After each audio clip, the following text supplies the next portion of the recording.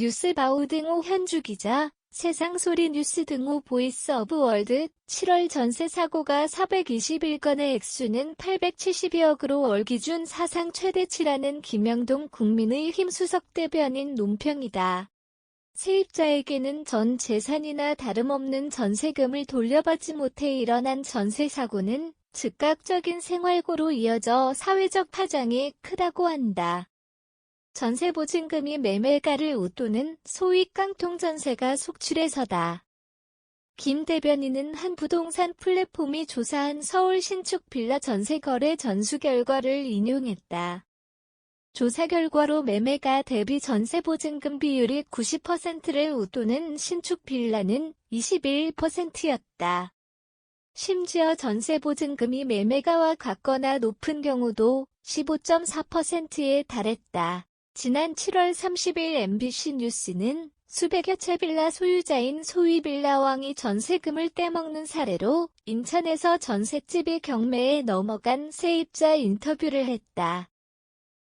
한 세입자는 작년 6월 전세보증금 6,500만에 빌라 입주했다. 집주인 담보 대출이 있지만 부동산에서 안전하게 보증한다는 서류를 써줘 믿고 계약했다. 법인 임대사업자 재력가의 소유 건물이 100여 채라 걱정할 필요가 없다고 했다. 하지만 주변 시세 1억 4천만 대비 대출 1억 500만에 전셋값 6,500만 원 더하면 깡통전세이다. 65세대 아파트 중 경매번호에 찍힌 35개로 절반 이상이다.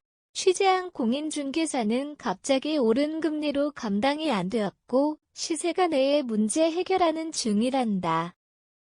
지난 7월 21일 CBS 라디오 한판 승부 인터뷰에 박성민 대검 차장검사는 피해자가 주로 2030 세대 신혼부부 등 3억 원 이하 전세금이 서민층이라고 밝혔다.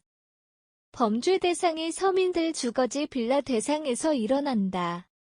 특히 세모녀 전세 사기 사건 경우 500채 소유 빌라왕으로 알려진 피해액만 300억에 이른다. 예로 2017년에서 2020년 사이 세모녀는 자기 자본 없이 신축 빌라를 골라 조직적으로 분양 대행 업체를 끼고 매매대금보다 높은 임대보증금을 받았다고 한다.